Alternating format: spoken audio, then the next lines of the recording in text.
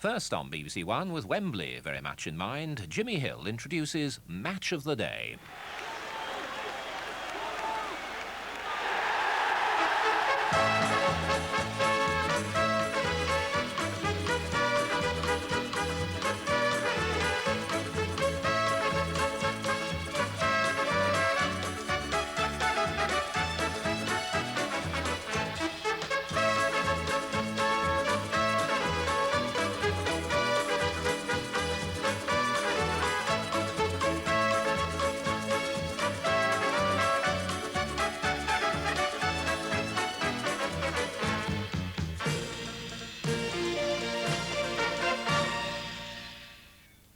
Good evening and welcome to Match of the Day to watch both FA Cup semi-finals which lived up to the highest expectations. I think you'll enjoy the next hour, in which you'll learn, if you haven't already, whether Kenny Dalglish will take Liverpool to Wembley for a potential League and Cup double.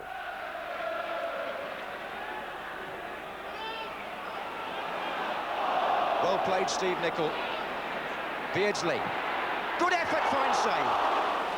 Perhaps Brian Clough will take his Nottingham Forest team, short in experience but not in talent, to his first FA Cup final. Wilkinson's in there with Foster. Wilkinson's for Clough! Oh, so close for Nigel Clough. Will Ray Harford, in an incredible first season as manager, pilot Luton Town to yet another Wembley occasion.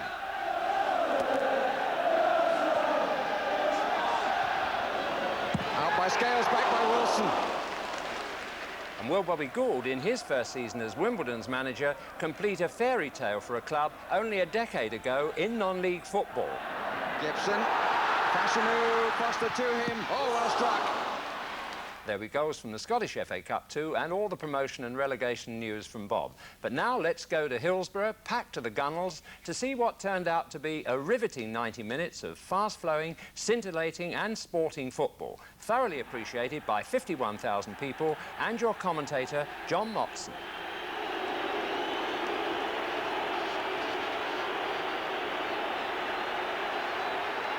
Well, you'd think Liverpool supporters have seen just about everything by now, but that doesn't detract from the exuberance of a semi-final occasion for them, especially as they know their club could be on the verge of breaking yet more new ground. Could they become the first club to win the double twice?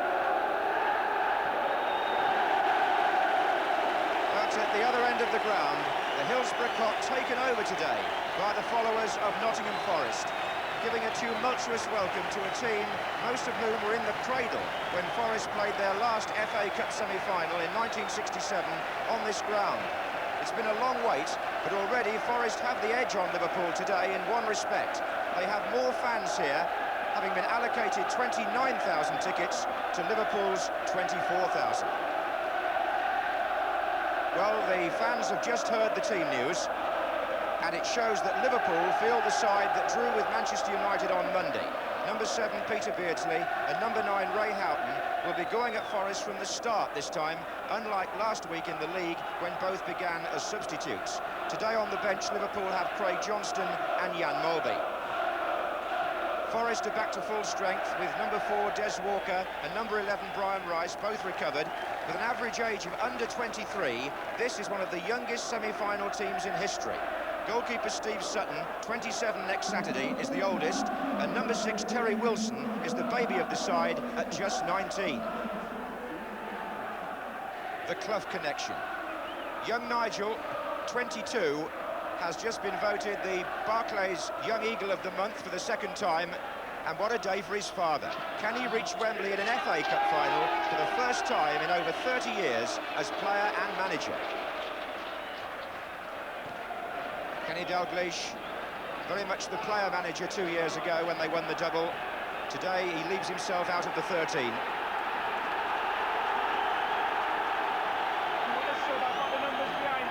The referee, fresh from the Bernabeu Stadium on Wednesday, George Courtney of Spennymoor.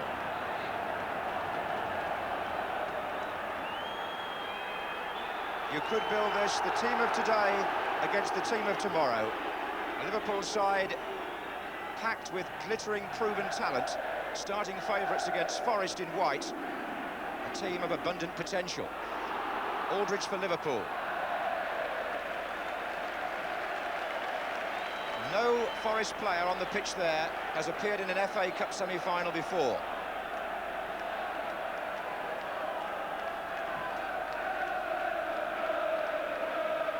Wilkinson, free kick given against him for the challenge. Liverpool, by the way, yet to concede a goal in the FA Cup this season. Came off Webb and away by Walker. Wilkinson. Oh, what a good-looking ball by Clough to Crosby. And Gary Ablett pushes him down, and George Courtney is not going to stand for that. He's gone straight to his pocket for the yellow card. An early booking here, only the 8th caution that Liverpool as a team have received this season, which is some record in their favour. But Ablett impeded Crosby, who frankly got inside him.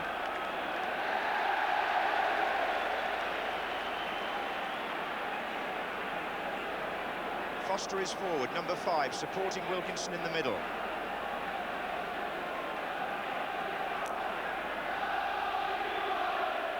Pearce.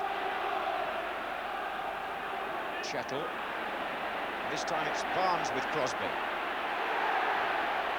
Spackman. Webb looks for Clough. Wilkinson. It got trapped under the feet there of Paul Wilkinson. It was a good move.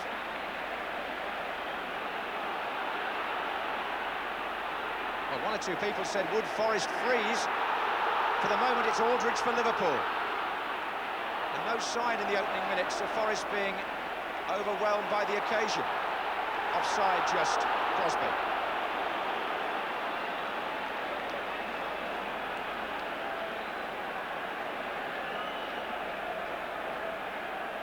Delightful ball by Nigel Clough in that last attack. Here's Hansen. McMahon.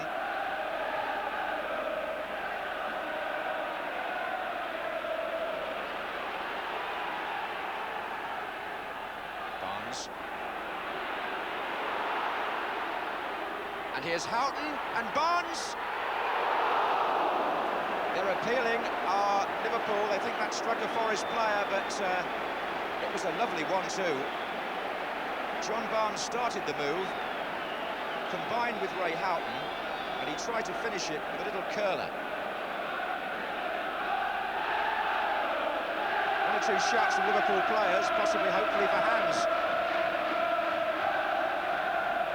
It's Gillespie's header.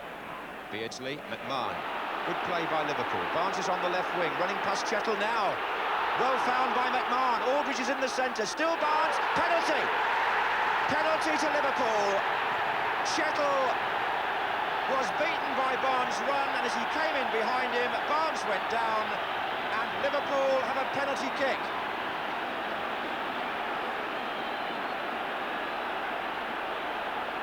Barnes broke clear from a lovely pass by McMahon. Chettle comes in behind him. Does he catch him there? It would seem that he did. And George Courtney pointing to the spot. And it's down now to John Aldridge, who scores! Liverpool take the lead in the 13th minute. Unlucky for Forest, but Aldridge scores there, his first FA Cup goal for Liverpool, even though it's his 24th of the season and his 11th from the penalty spot. And as you see it again, he took one against Sutton last week in the league, and he put it in exactly the same place.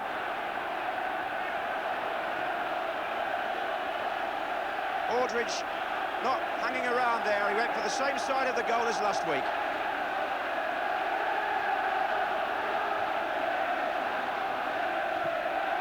So, the side pursuing the double have struck first against the young pretenders.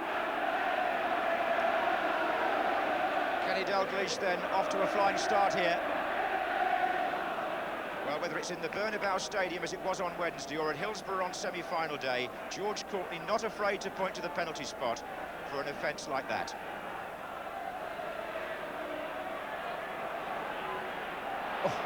Spackman through for Liverpool, goalkeeper out, And Steve Sutton did enough. It's a goal kick because the ball came off Spackman last. Barnes made that possible again. He threaded the ball through. And the midfield player running onto it, Nigel Spackman, doesn't often find himself in that sort of position. The goalkeeper made his impact by coming out at the right moment and forced the eventual ricochet to go wide. There's no doubt where Liverpool feel they can win this. John Barnes has made 3 or 4 telling breaks down their left-hand side.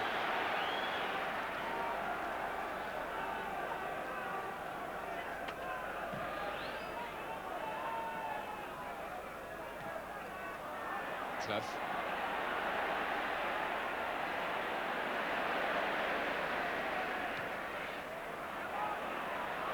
Rice.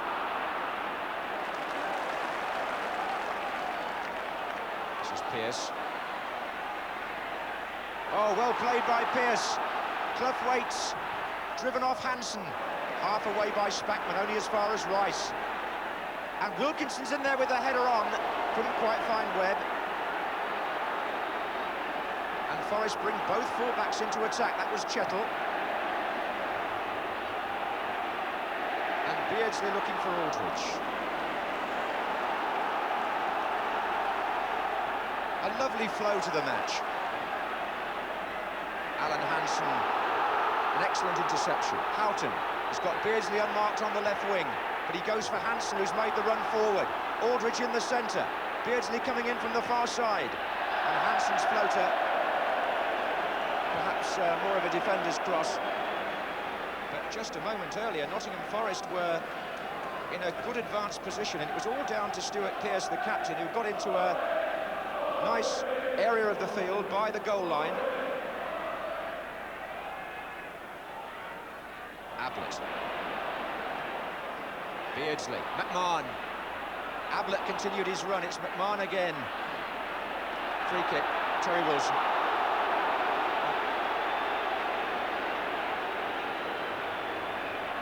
About 25 yards out.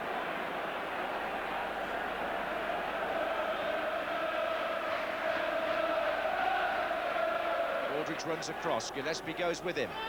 It's left Nicol clear. Well played, Steve Nicol. Beardsley. Good effort, fine save. A memorable piece of football in the heat of the semi-final action. Peter Beardsley, but here's Barnes on the far side. That's a goal kick. Peter Beardsley showing such an instinct there as to what was on. Steve Nicol was left free by the rehearsed free kick. It came to Beardsley, and he was so fast to get his shot in, not much backlift, and Sutton knew where it was going.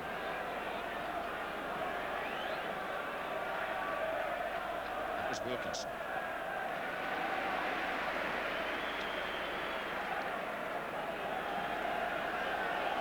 Well, he looks happy enough. And I suppose coming up to half-time, the semi-final looks very much as though Liverpool are exerting their experience, whereas Brian Clough's young team have got to be commended for not folding. They've kept playing their football. And I think he'll be pleased too with a couple of saves by Steve Sutton. Liverpool supporters ending the first half on a joyful note.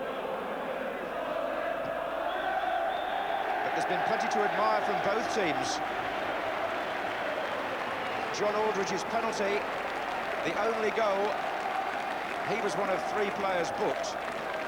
But Liverpool attacking with economy, Nottingham Forest attacking on a broad front, but it was that run by John Barnes that really made the difference between the two teams in the first half.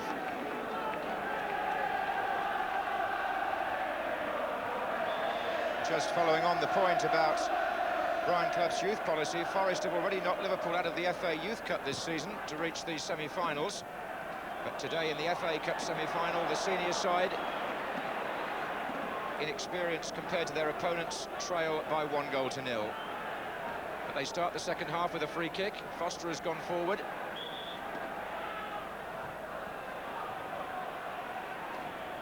Here's Chettle. And sliced somewhat by Gary Ablett.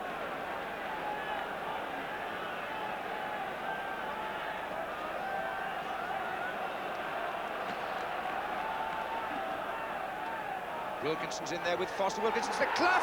Oh, so close for Nigel Clough. Forest within inches of equalising at the start of the second half. Wilkinson made it possible with the flick on, and Nigel Clough certainly got amongst it there, ahead of the red shirts. Warning for Bruce Grobbelaar in Liverpool.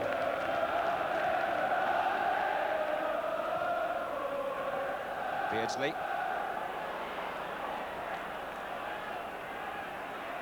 Foster.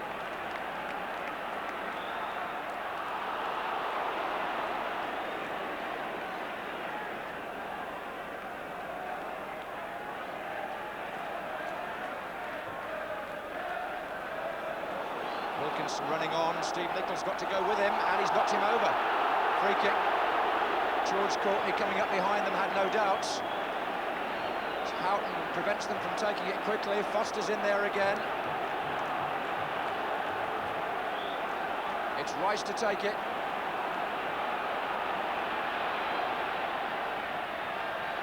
Foster! They appealed at the linesman, the Forest players. They thought there was some impeding in there, but Bruce Grobbelaar stood where he was and caught the ball. Well, Liverpool calling on all their hardened experience as Forest start the second half in the ascendancy, but this is what happened before. Barnes, Aldridge is there, Aldridge! And exactly the same again. Liverpool come out of defence and snatch a vital goal. And again, Barnes involved, and what a volley from Aldridge. 52 minutes, Steve Sutton beaten by a decisive finish, and Barnes combines with Beardsley. What quality there between the two England players, and look at this for the volley. One of the best goals you'll see this season, and it comes in the midst of a hectic semi-final, and it puts Liverpool 2-0 up and surely pushes them a little bit nearer to Wembley, and indeed perhaps to the double, who knows. Rice for Forest. Well, Liverpool masters at knowing when to strike and how to strike, and Kenny Dalglish will have enjoyed that goal amidst all the tension of this occasion. This was a classic goal. John Barnes and Peter Beardsley combining together. Barnes knew where Aldridge was, and just look at the way he put that away. So for John Aldridge now, 25 goals this season. Here's Hansen. Oh, look at Barnes.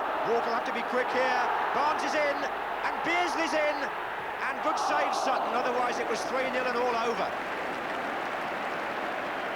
But they just can't contain John Barnes, and Beardsley linking with him so intelligently. In fact, that's going to be a goal kick. But Barnes' form this afternoon, a testament to the extra dimension he's brought to the Liverpool team this season.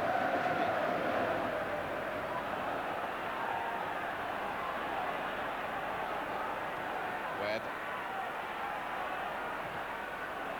Clough. And Webb again. Came off Ablett. And Gillespie away from Wilson. Not decisively so, this is Crosby. Out of play, throw into Forest. Wilkinson and Foster facing the thrower. Wilkinson! Oh, Hansen didn't get there! And it's gone in! Nigel Clough pouncing where it mattered, and the ball forced over the line after 68 minutes. The long throw, knocked on by Wilkinson. A real mess there with Hansen. Nigel Clough got his foot in behind the number 6 and pulls Forest back into the game. 2-1, and by no means over.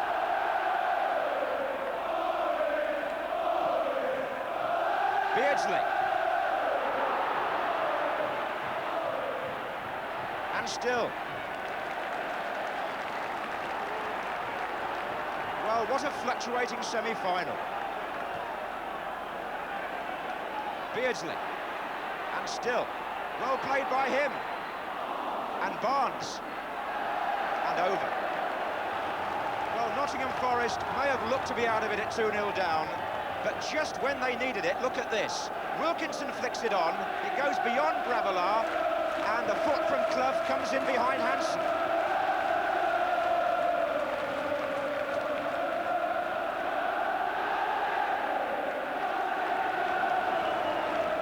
Well, his team have proved that they've got character as well as skill.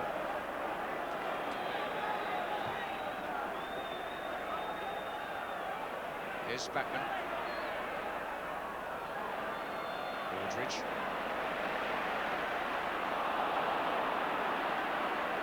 And now Webb. To Wilson. Nigel Clough. Oh, what a match he's had. Crosby. Webb's in the middle, so is Wilkinson. Still Crosby. Oh, and still. And Clough's in there again, and so is Chettle. High drama, and at the heart of the action, little Gary Crosby. And also Nigel Clough, who seems to have taken a bang on the head.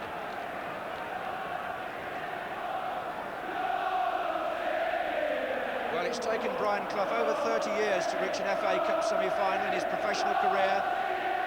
He's certainly part of a memorable occasion, whatever the final score.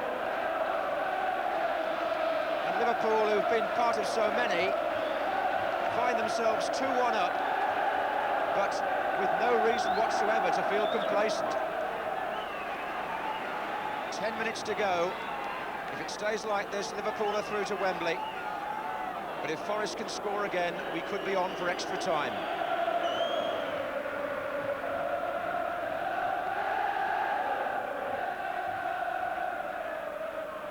Beardsley, onside, Ray Houghton. Aldridge sprinting into the centre.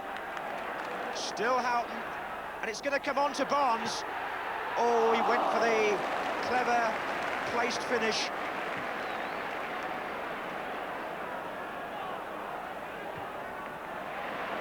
There's hardly time to draw breath. Maybe a back pass will allow everyone to do so.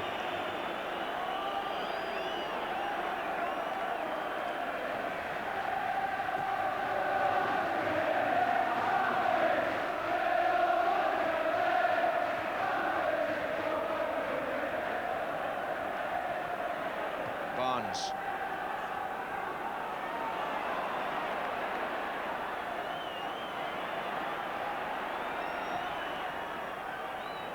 Clough.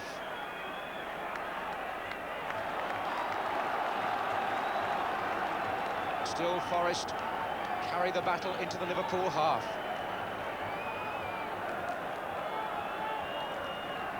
Webb. Rice to Pearce. Foster's up again. Here's Webb. Wilson! Well, it's a decent enough strike, but it went straight into Grobbelaar's midriff.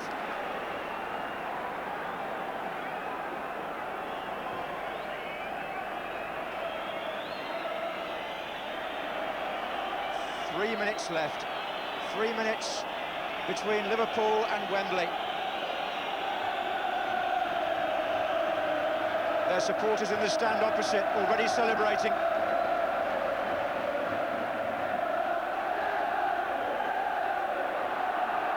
Houghton, he's got Beardsley in the middle. Oh.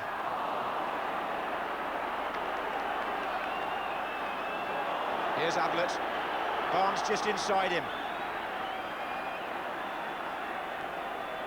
Oh, it's good stuff again from John Barnes.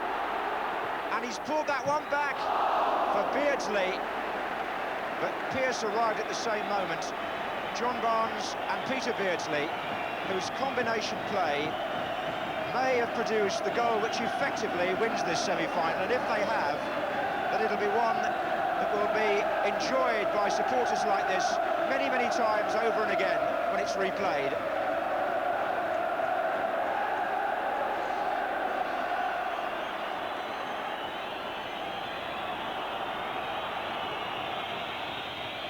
Again, Nigel Clough's layoff so assured. Chettle. And Crosby's onside. Wilkinson and Clough waiting in the middle. It's gone behind them both.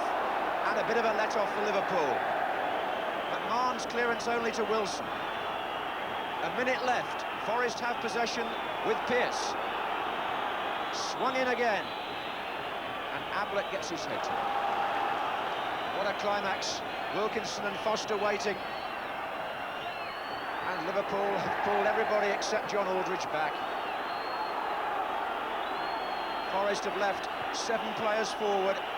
Pearce to Chettle. Liverpool fans whistling anxiously. Forest striving to force extra time. Forward by Chettle. Will it run on for Alan Hansen?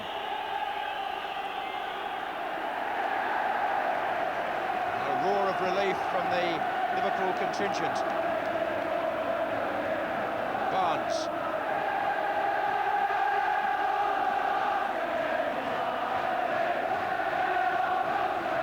They're so close now. Look at Phil Thompson and Kenny Dalglish. How much time will George Courtney allow for stoppages? Chettle, Clough, Barnes and Hansen.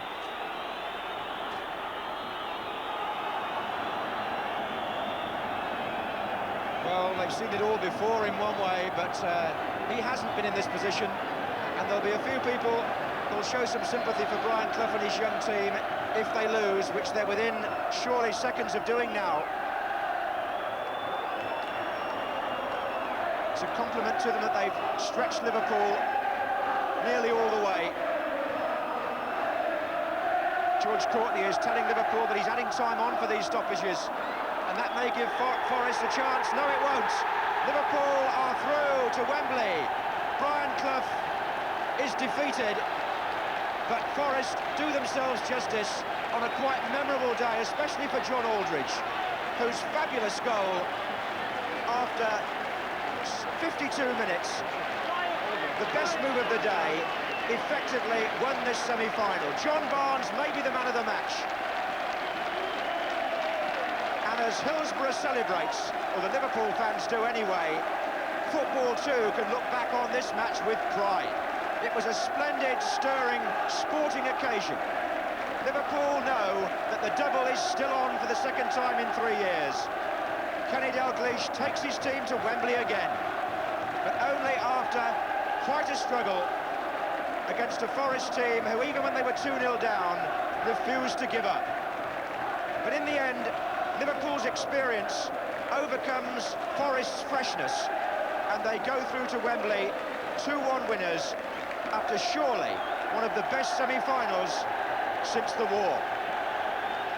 What a splendid match that was. Liverpool's class won it in the end, but Forest youngsters shook them rigid and dominated the game for considerable periods. Not many teams put Liverpool that much out of their stride, and Forest deserved the highest praise, as did John Barnes, whose form must have had Bobby Robson licking his lips. Well, it's worth playing again his part in Liverpool's second goal.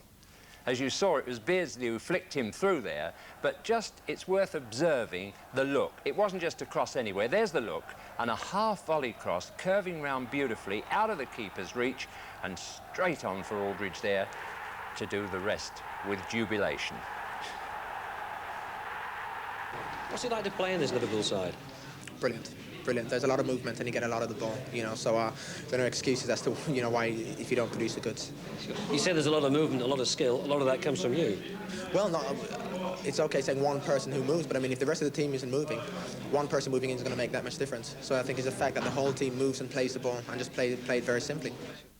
Well, before we're accused of underrating Liverpool, let's leave the tribute to them to come from a very sporting but disappointed gentleman.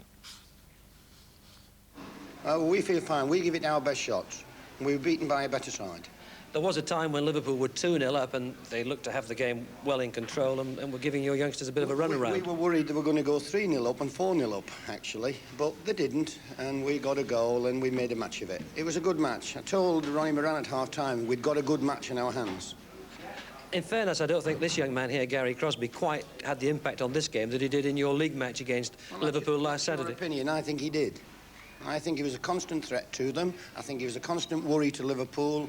And next year, when he grows a wee bit, and the dog stops picking him up, I think he'll be a lot better. I do hope he makes it one day. Staying with Cup semi-finals, in Scotland, Aberdeen and Dundee United must meet again at Dens Park on Wednesday after drawing 0-0 this afternoon. But in the other game, Celtic, like Liverpool, are on course for the double after coming back dramatically against Hearts in front of 73,000 at Hampden. Way to the far side, Galloway. He hooks it in and White is there. And again, Whittaker, up goes, it's in from Whittaker. Roy Aiken right on the line there. I think he wants a near post one. Henry Smith is up. They can't get it in. It's gone in. Mark McGee.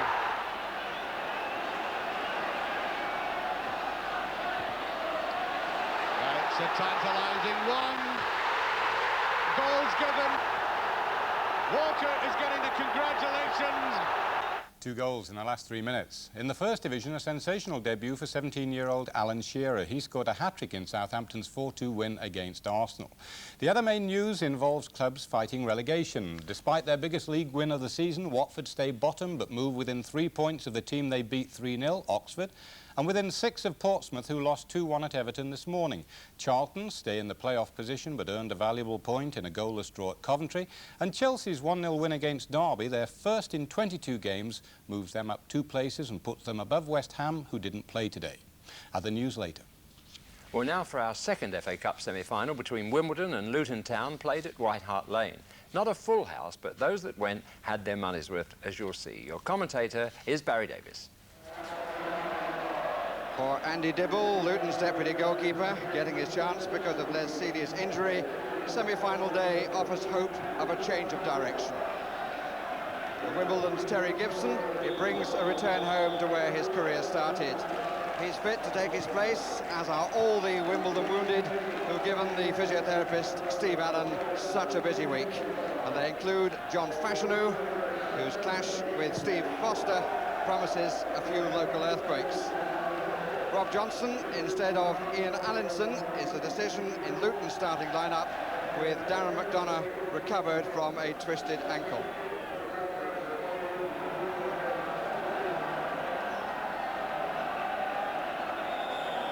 The unloved against the artificial is how some may see it. The other semi-final certainly, but it may perhaps produce a few surprises, both here and from the winners at Wembley. The first ball hoisted on the wind by Dave Besant. There isn't too much of a breeze, but he doesn't need it to get the length of the field with his clearances. Fashanu tests Dibble for the first time. The whistle had gone long since before the ball was in the net. And the man in charge this afternoon is Keith Hackett from Sheffield.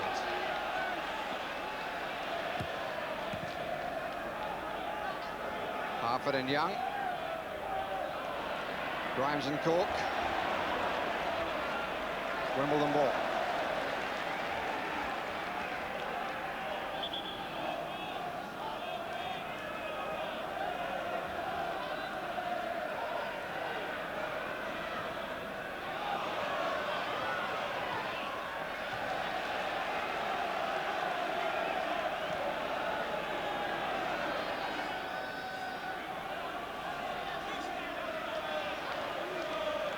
Young up again, so is Fashanu. Foster won it.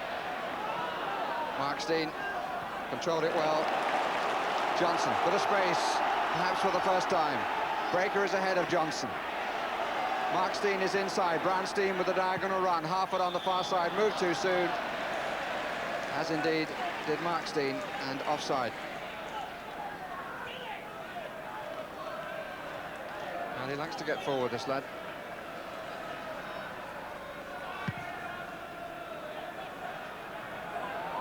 Foster goes for the challenge. Donaghy at the back. And no one there as Fashanu won it. Foster, who knows what it's like to play in the final, albeit a final replay of the FA Cup. He was on the losing side for Brighton against Manchester United. Oh, offside, says the linesman. This is John Fashanu against Dibble, and Dibble does well, and Fashanu will be very disappointed with his control. Nice touch, he gave a little pat to the goalkeeper, but that was a clean break. The flag stayed down, and Dibble timed his run out to perfection, and Fashanu helped him.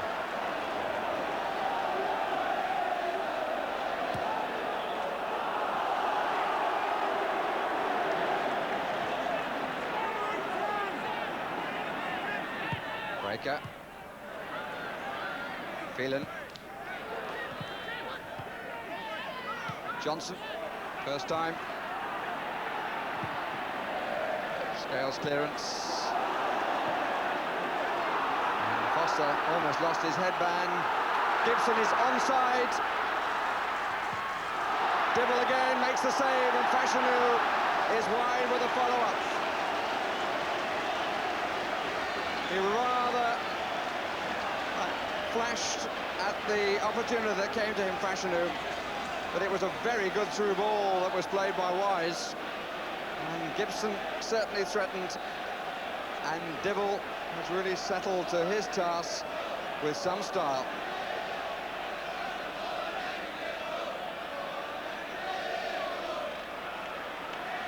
He's been the saviour of his side so far. He has had a bit of help from the opposition's finishing. On by Mark Steen to Harford. Had nobody wide. Plays bunched an awful lot down the middle. Bit of push and shove between Harford and Young off the ball. Gibson.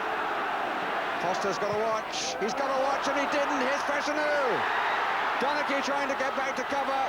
Dibble back as well, and they survive.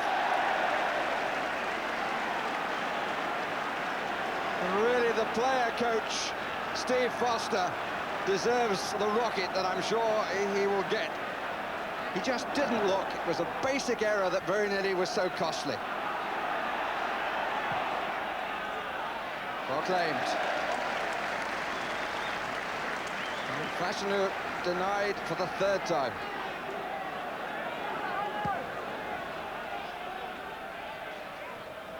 Won by Harford.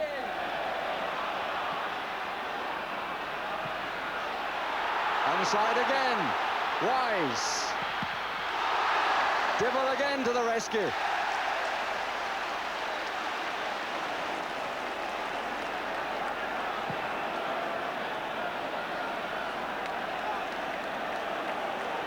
Well, yet another opportunity.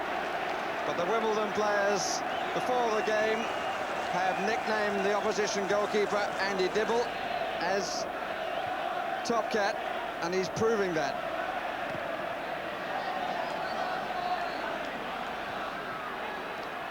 If you follow the cartoon series, you'll understand why.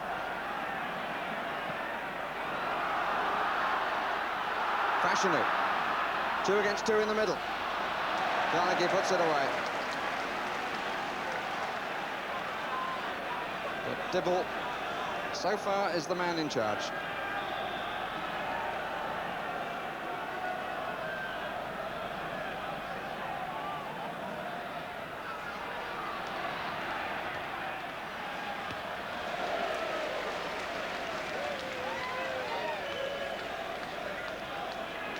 So far, this young Welshman from Cwmbran is the story of the afternoon.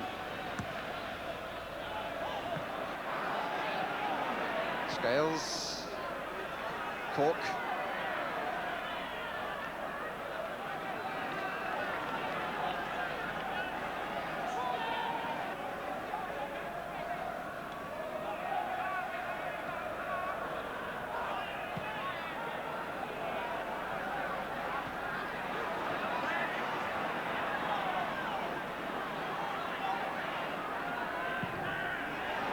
Wilson, it's a good ball from Grimes.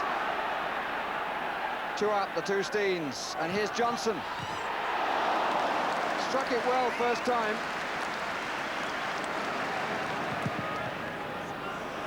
Long clearance, finds 2 against 2, and is very well won by Foster. And the free kick is against Mick Harford.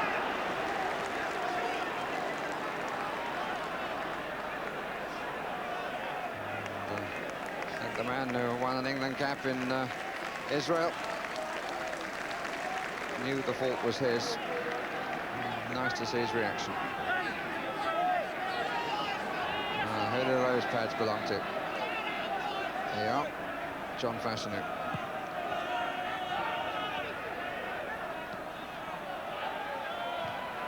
By Foster. It's really surprising that Wimbledon don't seem to be able to get the length of these free kicks right. Sanchez needs to watch and didn't. Now this is Wilson, and that's a good save from Besant. Well, semi-finals are tense occasions, but there have been some gifts around. And players who didn't look, and again, the goalkeeper saved his defender. Sanchez who made the mistake. Sanchez can breathe a sigh of relief. But both he and Foster have made the sort of error that you wouldn't expect a schoolboy to make.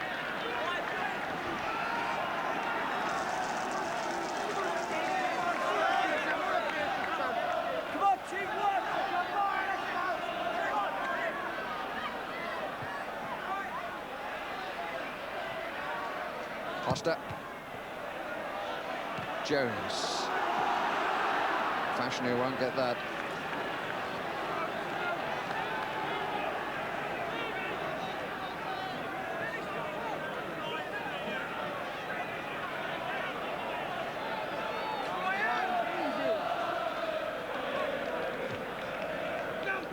Jones.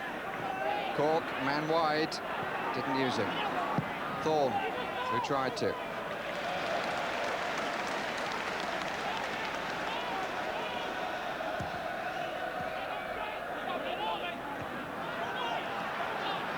Steve Foster. Brian Steen. Wilson going out to the left, decides to come inside instead.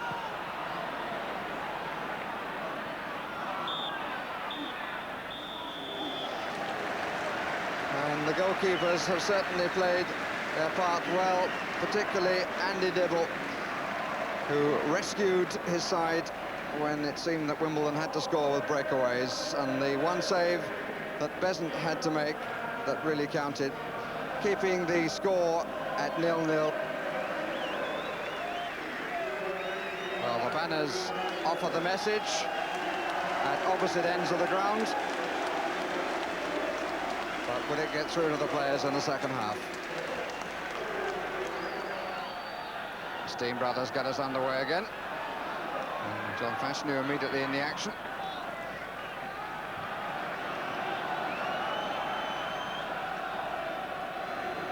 And looking for an unmarked man. Fashanu. Breaker.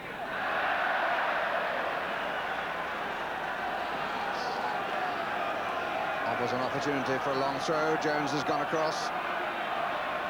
Young has come up. Sanchez there on the edge of the 18-yard area, and Young has gone all the way forward to the edge of the 6-yard area. And gets a bit of a touch.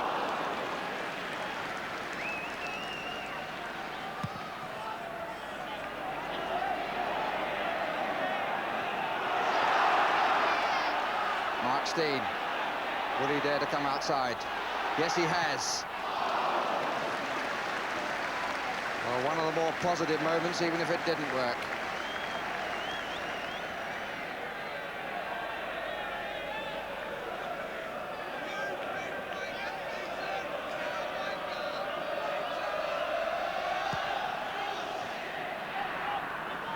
Johnson.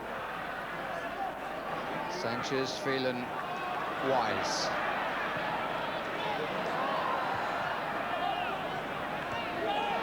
Follow up by Sanchez. Alan Cork.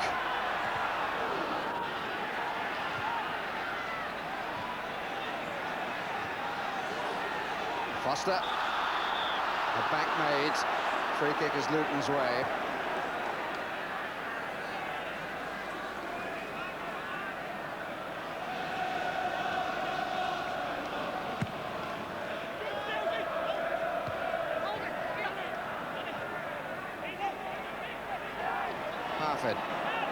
a bit more time than he was expecting. Breaker. Markstein with the flick. Harford!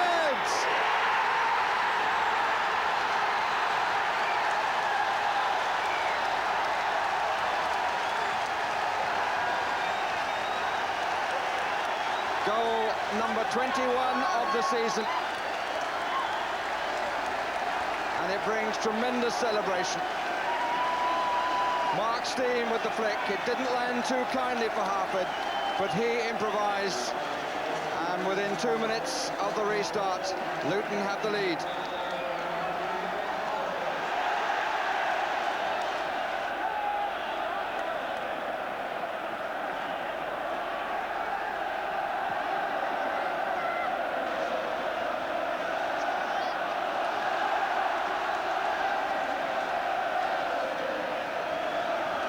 Well, he hasn't had too many opportunities, but he certainly took that one, which was not easy the way it landed, with some aplomb after the flick from Markstein.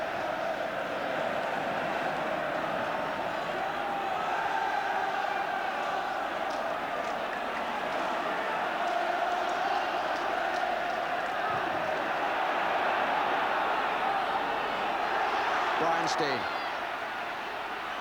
Oh, that's well done. But just couldn't get the cross in. He's got a corner.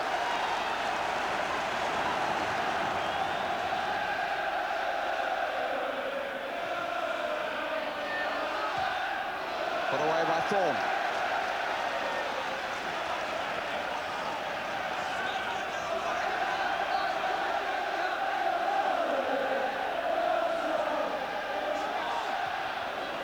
Out by Scales, back by Wilson. Very well struck, and Dave Besant did well to be all in line. Came through quite a crowd, but his positioning proved to be 100%.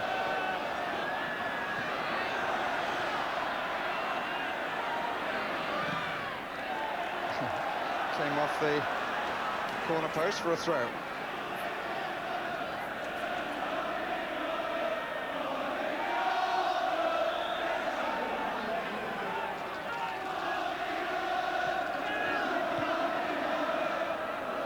Grimes. He thought he was going to play in the '83 Cup final against Brighton, but Ron Atkinson didn't pick him for Manchester United. Is he now going to get a chance to play there? Fashanu, Cork didn't make it. It was Breaker who got there first.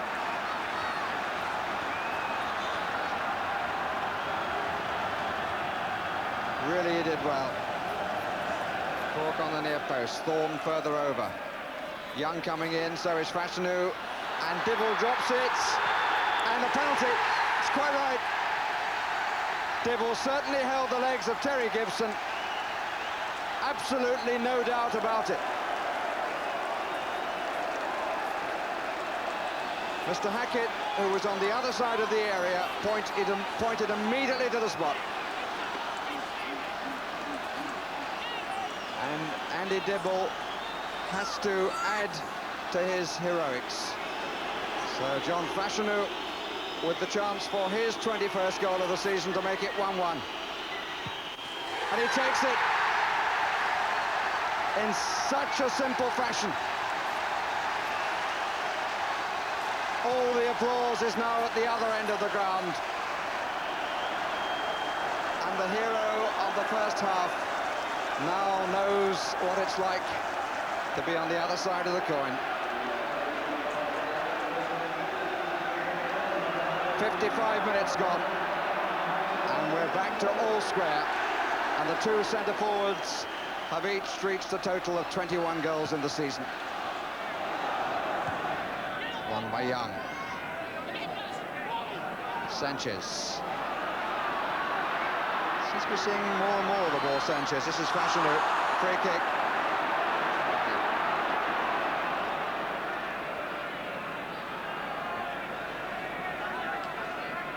And we've got a party conference around the penalty spot.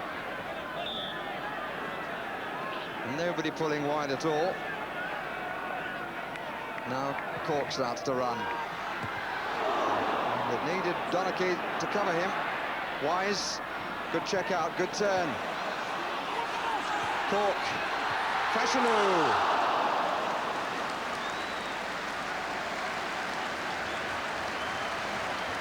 Alan Cork was a crucial factor in all that. He started it. Donachie endeavoured to block him all the way, but in the end, it was Fashanu's header that went wide.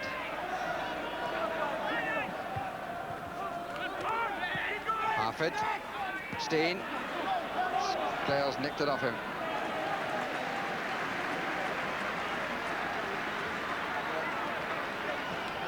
And Wimbledon are to make a substitution. Former Spurs player Terry Gibson comes off. And the former West Bromwich Albion, several others, including Real Madrid player Laurie Cunningham, comes on. Well, this could be very interesting. Pick it up, pick it up.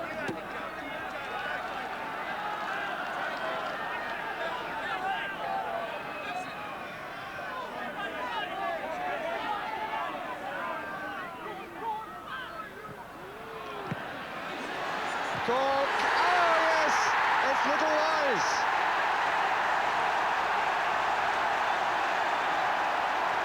Came from nowhere as far as the Luton defence were concerned. Bobby Gould there to join in the congratulations, but probably trying to tell his players to calm down. This is not a time to let the fact that you're in the lead go to your head, and he knows that. Cork's cross, knocked in with 2 feet, in fact, I think, by Dennis Wise.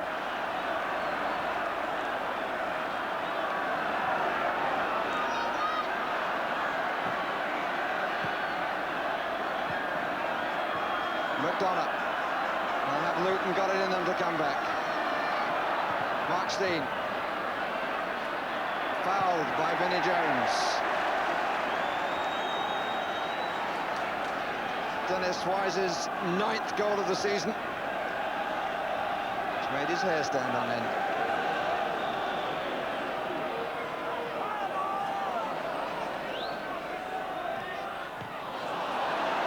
Turned away by Thorne.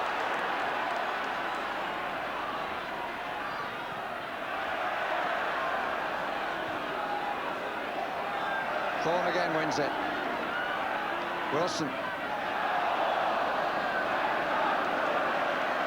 And Luton. Ray Harford makes his substitution. Off comes Ashley Grimes. And he's replaced by Kingsley Black.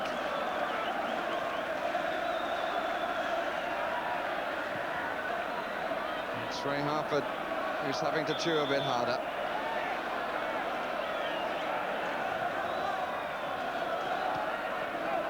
Jones, Costa covering. Fashanu, not a judge to have used his arm. 4 minutes remaining.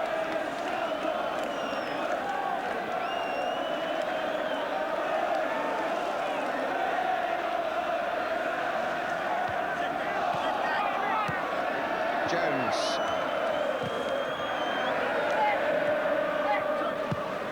Away by Young. Given away by Cunningham. Phelan gets back. All the world you'd think he was losing. Rarely have I seen such anguish on the face of winners. But it's not all over yet. The expressions will change markedly in a few moments.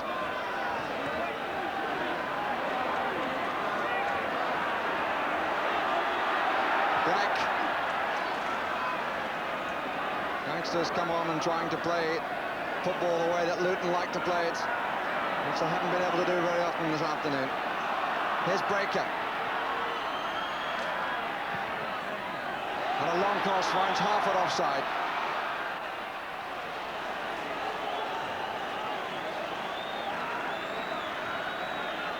Oh, the agony of the closing seconds.